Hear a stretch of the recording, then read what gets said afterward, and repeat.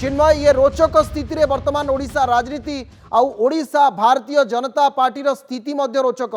Central committee जेतेबेले घोषणा कले ममता महंत official candidate सेतेबेले Jagannath प्रधान BJP रो विद्रोही प्रार्थी की ना बीजेपी जगन्नाथ प्रधान को आउ गोटे कार्ड खेलिबा पई चेष्टा करिछि।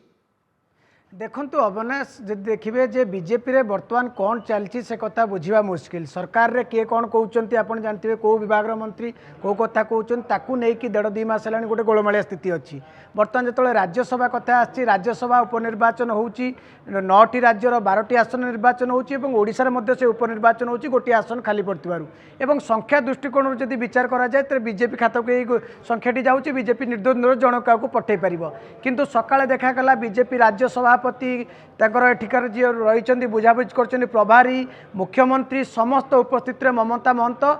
नामांकन पत्र दाखल कले बीजेपी प्रार्थी भाव में। किंतु देखा शेष मुहूर्त आज जेहेतु नामांकन दाखल शेष तारीख रही जो राज्यसभा उपनिर्वाचन पर शेष मुहूर्त में जे कि बीजेपी युव नेता जगा प्रधान आसिक पहुंचते विधानसभा परिसर में एवं सी बीजेपी जी मुखपात्र अच्छे मनोज महापात्र हूँ 5 ରୁ 6 जन विधायकों को धरिकी सांगरे से नामांकन पत्र दाखल कर स्वाधीन भाव से नामांकन पत्र दाखल कर। तेणु बीजेपी कौन पर एत द्वंद्व रोचे एवं कहीं बीजेपी हुए तो जो कथा चर्चा होता जे बीजेपी रे सब किसी ठीक ठाक चलुनी ताहा यही राज्यसभा उपनिर्वाचन नामांकन पत्र दाखल हुई स्पष्ट जना पड़ी। कारण मनमोहन सामल जी कि राज्य बीजेपी नेतृत्व नौकरी हुए तो सी गोटे गोष्ठी बा संसदीय बोर्ड जो निष्पत्ति नहीं ममता महंत आज नामांकन पत्र दाखल कर गोटे गोष्ठी किसी विधायक गोष्ठी चाहूँ आउ जन ना को सामना को आनी प्रार्थी कर समर्थन देते 10 जन विधायक। तेणु ये जो रोचक मूड बर्तमान आसी बीजेपी क्या पठेब कारण आप जानते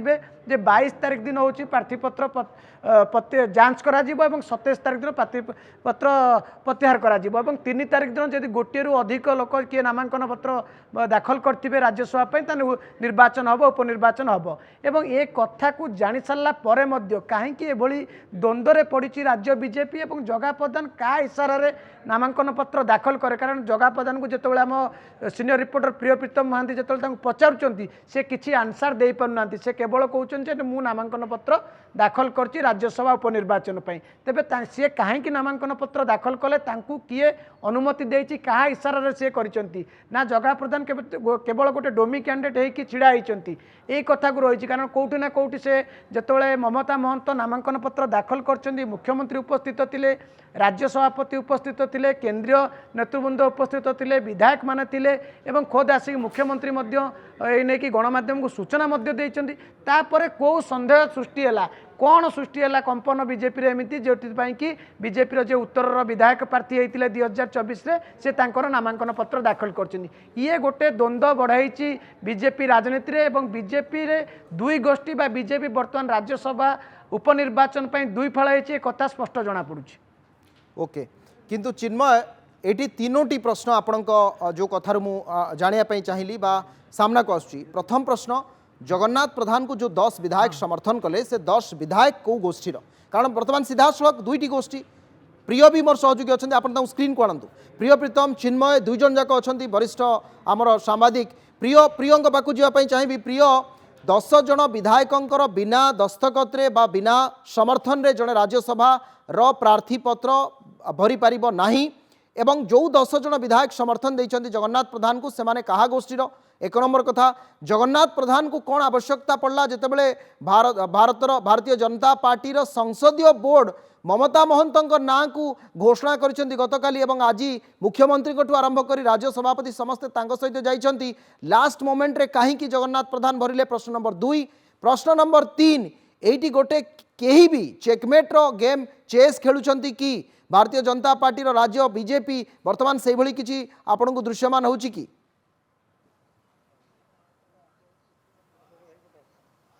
देखु आम जदि कहवा दिन 11:30 12टा 1 जाए आम भाविलु all is well Bharatiya Janata party रे किंतु जो लास्ट मूवमेंट रे शेष मूवमेंट रे नॉमिनेशन हैला ताला पड़िला आपर जगन्नाथ प्रधान जो माने समर्थक पड़े से माने भारतीय जनता पार्टी रो विधायक प्रस्तावक भारतीय जनता पार्टी रो तापर से आलोचना करथिले मुख्य सचेतक जे अछंती सरोज प्रधान तांको सह मध्य आलोचना करथिले तांको चैम्बर रु बाहरुछंती सीधा सड़क समस्त अपेक्षा करछंती प्रतिक्रिया नवा को भारतीय जनता पार्टी नेतांकर विधायक एथि पई जे से माने प्रस्तावक पड़छंती ए परिस्थिति रे दुईटा प्रार्थी भारतीय जनता पार्टी देइछि सेटा कहिले अत्युक्ति हेबो नै द्वितीय कथा आम रहा ममता महंत कथा ममता महंत को लेकिन गोटे चेकमेट दि जाऊँगी कि गोटाए पटे द्वारा जो इस्तीफा करईदे पुणी नॉमिनेशन कैंडिडेट करईदे तापर तांकु नहीं किसी विवाद रही कि बहु चर्चित पुराना विवाद थिला भारतीय जनता पार्टी रे भुवनेश्वर जिला संगठन को नहीं गोटाए समय जितेबाला बाबू सिंह को कराइला जिला सभापति से समय जगन्नाथ प्रधान असंतोष झाड़ी कारण तांको सहयोगी हरेकृष्ण खुंटिया को कराई नथिला रिपीट कराई नथिला भुवनेश्वर जिला सभापति हिसाब से बाबू सिंह बिजु जनता दल आसते सीधा सड़क करा जाइथिला सब भुवनेश्वर जिला सभापति एथरक बाबू सिंह अच्छा एकाम्र विधायक द्वितीय कथा रोची एटी आपण आउ गोटे कथा देखंतु अपराजिता षडंगी लगातार दुई थर गले सांसद है कि जगा प्रधान जगन्नाथ प्रधान कौटी रोची आम कहवा जो अस्तित्व कौट रोचे भारतीय जनता पार्टी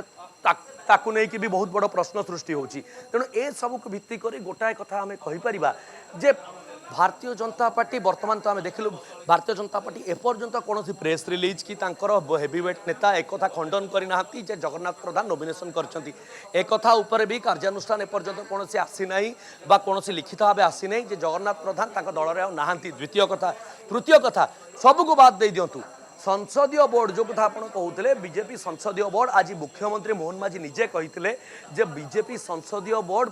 प्रार्थी चयन करिछि ममता महंत को तेणु एसबू स्थित 10 जन प्रस्तावक 10 जन समर्थक केमिति भारतीय जनता पार्टी विधायक माने जगन्नाथ प्रधान आसिले और से मुख्य सचेतक को भेटी बाहर अनेक प्रश्न उठुची मनोज महापात्र गाड़ी ड्राइव करूछंती आगो सीट रे बसुछंती जगन्नाथ प्रधान आपण जो कथा कहले 20 विधायकंकर समर्थन कोठु आसिला किए किए से समर्थक को विधायक माने समर्थन करछंती कौ माने प्रस्तावक अछंती कौ माने प्रस्तावक अछंती कौ माने समर्थक अछंती सेमानक नाम बा तालिका आपनक पाखरे अछि कि आपण मौखिक भाव रे जानलेनी कि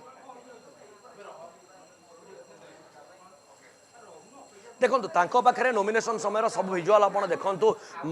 पाखे लक्ष्मण बाग थे पाखे मनोरंजन ध्यान सामंतराय थे एपरी अनेक विधायक जो मैंने से समस्ते सागर थे जो से नॉमिनेशन कर बारण करना नॉमिनेशन ग्रहण भी कराऊँगी कारण विगत दिन में आम देखीचु बिना प्रस्तावक बिना समर्थक नॉमिनेशन होते खारज कराए ग्रहण करागला शेष मुमेंट रे ग्रहण कर नॉमिनेशन बंद तेणु शेष में आम कहीपर भारतीय जनता पार्टी दुईटी प्रार्थी एपर्यंत कौन क्लारिफिकेशन भारतीय जनता कार्यालय आसनी कि दल नेता पक्ष आसनी से कार्यानुष्ठान से स्पष्टीकरण दबार विभिन्न दिगरू आवश्यकता रही जे दुईटी प्रार्थी कहीं दुईटी प्रार्थी जदि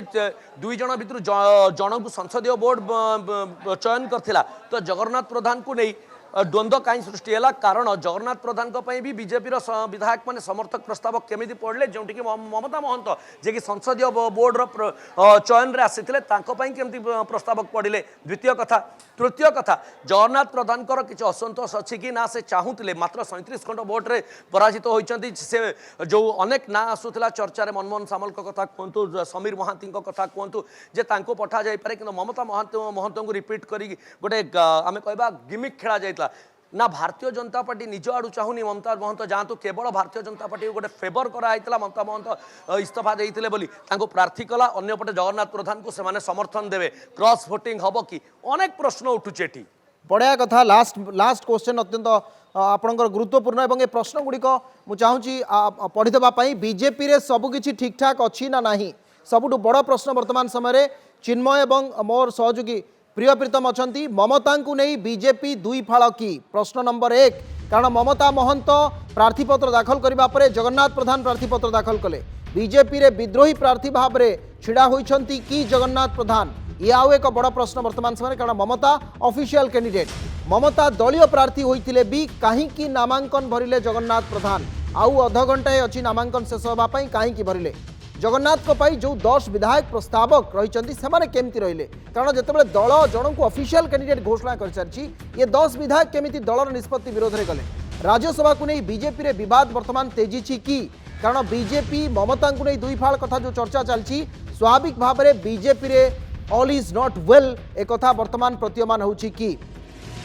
जगन्नाथ प्रधान जितेबले आसिले नामांकन भरी सहयोगी प्रिय तांकर प्रतिक्रिया नवाई चेष्टा करते एकाधिक बार तांको पचारिथिले जे आपण काहींकी नामांकन भरिले आपण बीजेपी रो कैंडिडेट की काहींकी ममता महंतଙ୍କ पर आपण नामांकन भरिले एकाधिक प्रश्न करछन आपण शुणंतु तांकर आपणकर उत्तर भी शुणंतु आपण नॉमिनेशन करछंती बीजेपी कैंडिडेट हिसाब रे ना स्वाधीन कैंडिडेट हिसाब रे हम जानियो चाहू आपण आज मु स्वाधीन भाव नॉमिनेशन कर आपण नॉमिनेशन करछंती बीजेपी कैंडिडेट हिसाब रे ना स्वाधीन कैंडिडेट हिसाब रे हम जानियो चाहू आपण आज मु स्वाधीन भाव नॉमिनेशन कर आपण नॉमिनेशन करछंती बीजेपी कैंडिडेट हिसाब रे ना स्वाधीन कैंडिडेट हिसाब रे हम जानियो चाहू आपण आज मु स्वाधीन भाव नॉमिनेशन कर